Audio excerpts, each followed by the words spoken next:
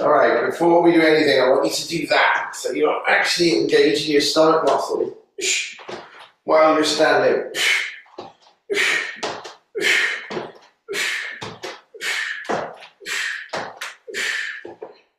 Keep going, good. So you lean forward a bit when you're doing it. So you're trying to, it's almost like a standing crunch.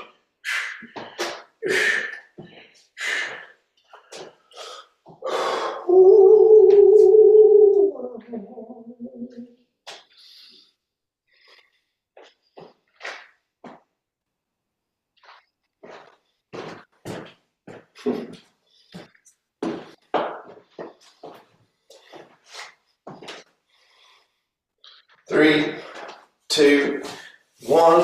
Hold the weight over your head.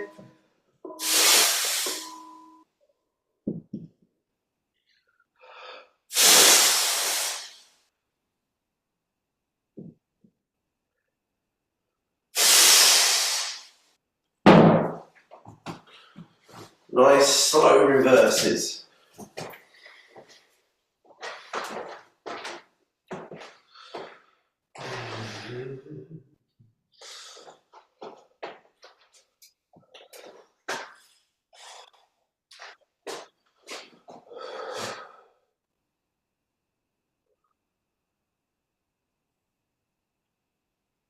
Twenty seconds.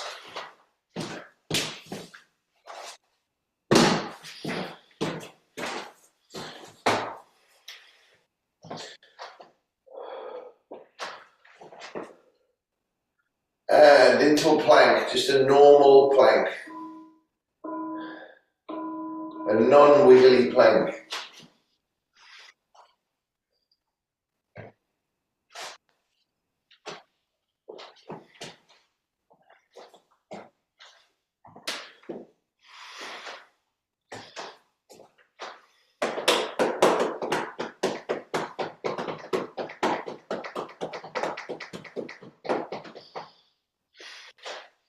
Keep drawing your belly button into your spine.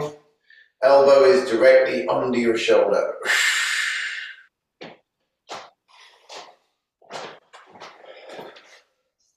I cooked the most insane food yesterday, and it shouldn't have worked. I cooked a load of sprouts in salt and pepper and dripping, and then I grilled cheddar cheese over the top of it. Oh, it sounds lovely. Absolutely ridiculously gorgeous. Right, side plank. It should be, that's disgusting. I said, no, it was awesome because they caramelized, the vegetables caramelized slightly. Yeah, it sounds lovely. There isn't much sugar in them, but they caramelize in because they're a carbohydrate.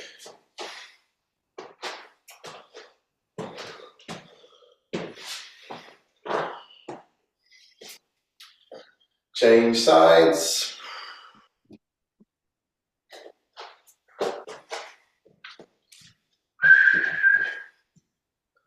Soon you'll be without the moon.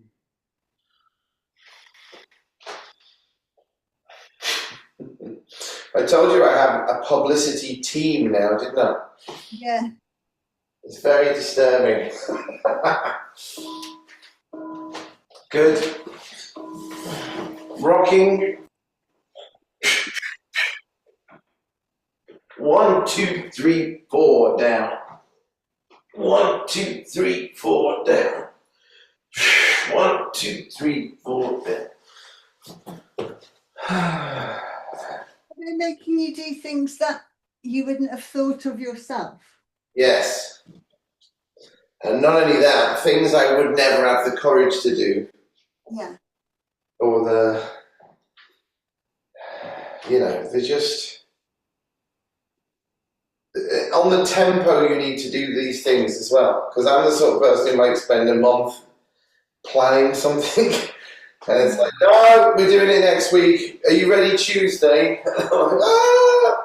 Yeah, so that sounds like it's really helpful. Yeah. Right, lay on your back and dead bug.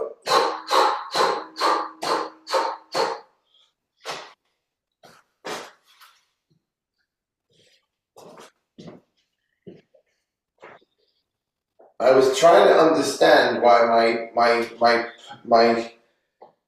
rejected the normal way I was using, expressing myself through music with my band. I sort of studied it a bit and didn't realise how obvious it is once you know a few things about brain surgery. Oh yeah, what did When your brain has to recover from something, it goes into a sort of like, can't stand that baby crying, can't stand that noise over there, can't stand that radio in the distance. Yeah. And I think my brain did that to the music I was playing. Right, into a wiggly plank. I was like, no, I want beautiful music. I want peaceful music. I don't want any chaos in the music. I want it all to be, like in a beautiful order. Yeah, it's also though about safety, isn't it? It's like when you've had a fall or you feel unstable, you're just craving things that make you feel safer. Well, maybe. But I wanted things to be in like a almost a cosmic order. Yeah. I used it the other day. I was talking about the song "Lust for Life" by what's his name, Iggy Pop. It's like a catchy tune, but it's a really good example. Right, side plank, and just go up and down like that. It's a really good example of a song that was written in a garage. It's like do do do do do do. Here comes Johnny yet again with a league around drugs and it's like and there's nowhere to breathe in the song anywhere. It's just I know that. Till you fall over. Change sides because he was probably out of his mind on something when he wrote it. It's like inherently unhealthy to sing it. It's like you don't get to breathe in this song. There's no breathing space. Yeah. Well, I guess that is the thing, isn't it? It's that thing of having the space to breathe. Is also maybe like this subconscious, a subconscious orientation, like after you've had a shock. Yeah. To the middle, to the side, middle, side, middle,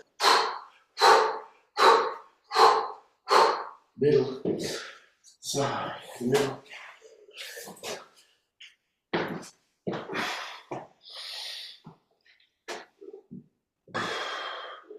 The annoying thing is because you're not there a lot of the time for these things. I'm not there for my seizures, and I'm not there for my brain surgery. Yeah. He's aware something huge has happened, but I'm not there. I wasn't there, so. Yeah. It's like a subconscious response to these things. Yeah, it's life-changing. Yeah. Maybe life-changing in a good way. Definitely. Right, stand up and squash your block or your ball.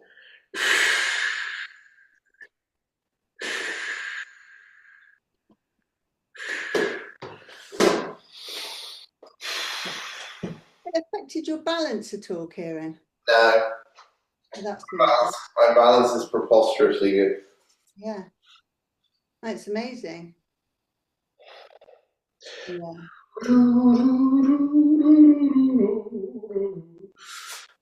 But I was like that when I got out of brain surgery. Wow. Change sides. I did a paradiddle for her. She's how's your coordination? I went.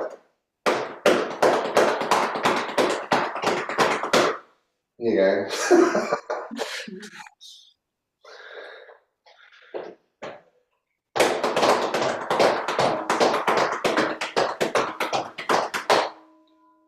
Beautiful. Okay, reverse. So lay on your back, hold your weight, and we're going to go right foot, left foot, right foot. I am obsessed with Irving Berlin at the moment. Okay, you're going to need to give me a clue. I've heard of the name, but what music is it? Irving Berlin is every single American song you've ever heard of. Okay. Putting on the Ritz, dancing cheek to cheek. The things that I love about that music God is bless America. All these kind of things. Yeah, go on. I love it because it's nostalgic. Yeah. It makes me feel Plank and walk. Walk, walk, back, back. Plank. It makes you feel nostalgic and kind of comforted. yeah, it's amazing. What have I got to do? Go into a plank on your forearms like that. Now cross your arms like this, like I am, like you're blocking someone out. Yeah. And then walk over your forearms. Okay. Do you know he was born in Siberia and he was escaping a Russian pogrom and he ended up in New York and he wrote a song and his name was, what was his name originally? His name was something like Israel Berlin. And they just wrote back, thank you for your submission, Ira. Not Ira. His name that he kept forever. Very good. Lay on your back. Bounce your hands and scissor your legs. Bounce your hands and scissor your legs.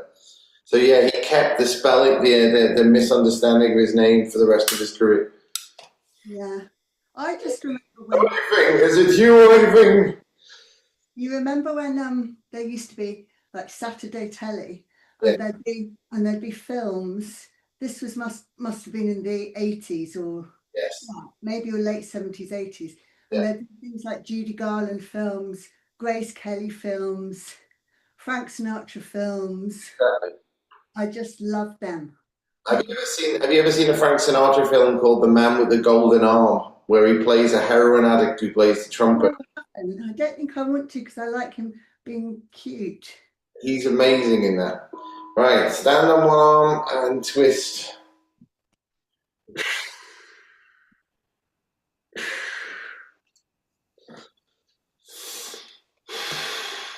And also I like the fashion and the whole kind of fashion and the style. Everything was so stylish, wasn't it? Beautiful. Yeah. I was singing a song that Bing Crosby was singing. Yeah. Same sides. And it's the, blue sky, nothing but blue sky, I realised it while I was singing it. I looked up the copyright on it and it's 100 years old. So it was literally written 100 years ago this year. What do you have to do with copyright? Like, do you have to get copyright? Oh, it doesn't affect me in the same way it would affect someone who was putting it out as a record. Right.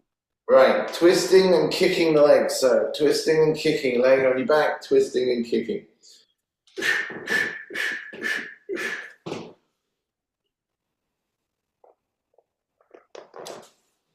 If it starts getting broadcasted out on something, I may need to do like permission or get, the PRS. There's still a sort of, depends. I don't know whether the venue or you are personally liable for that or not. Yeah. I think if you've got PRS license, you're allowed to play music. Yeah. Which most venues have. Okay, sure, of course. 10, 9, 8, 6, 5, 4, 2, 1. Sit on your bum, cross your feet, cross your feet, cross your feet, cross your feet. Yeah, because when with plays in the theatre, when you direct a play, if you're charging anything, you have to get the rights for the play. Right. And so the only way you can get around it is if you're not charging and it's for educational purposes. And it's really expensive to get the rights of a play. Arms over the top. 1, 2, 4. My friend Lawrence Wilson is a playwright in Liverpool. Yeah, I mean, it's fair enough. Like it protects the artist, the writer. Okay, just balance with your arms out straight, bring your knees in a little bit, and just feet together and hold. 10, 9, 7, 6, 4, 3, 2. On one arm, thread the needle with a weight.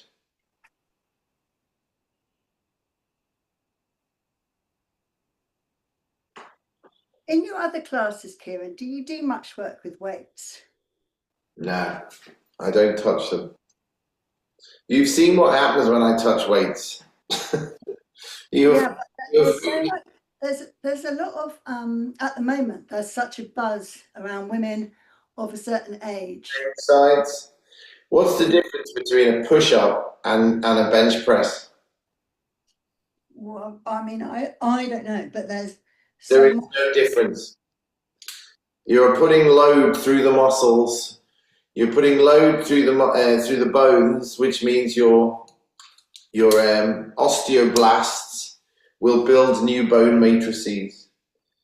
What has happened is brilliant that women are doing more resistance training. Right, on your forearms and punch forward in a plank. Yeah, but is Pilates resistance training anyway? Yes, a lot of the time. If I'm standing on one arm and threading the needle, I'm putting load through the arm. It's load, but anything load bearing is resistance training. Yoga is load bearing and resistance training. So why do you think that the whole weights thing is like the buzz of the weights thing is blown up? Next stupid fashion. It's like, and it's great. And I mean, some people look fat. Some people, everything you want to achieve is in the kitchen. Right? And then the reason people like weights is if you do quite heavy weights and you're a woman, you can get really, really toned up, insanely toned up. But there is also this disturbing obsession with making your arse as big as possible, which drives me insane. It would be like if I just wanted this bicep to be like that big. It's like, well, it's in balance with the tricep. Yeah. What's going to happen if you make, right, Russian twist? What's going to happen if you make that massive imbalance in your body? If you make your glutes enormous, the muscles in antagonistic opposition to those are going to have a problem with that because they're going to have to try and balance the resistance from your gluteal muscles. Your gluteus maximus extends and your gluteus minimus and medius abduct. So your inner thigh muscles are in antagonistic opposition to, it causes anything that's extreme like that causes a massive imbalance in the body. Yeah. And it's like, it's not, I wonder whether people should be obsessed with that kind of thing. Yeah. It's the Kardashian effect, isn't it? The Kardashian effect. If you're trying to snare a basketball player, you've got to have a booty. All right, lay on your back, take off your hat, send out your legs. Last one.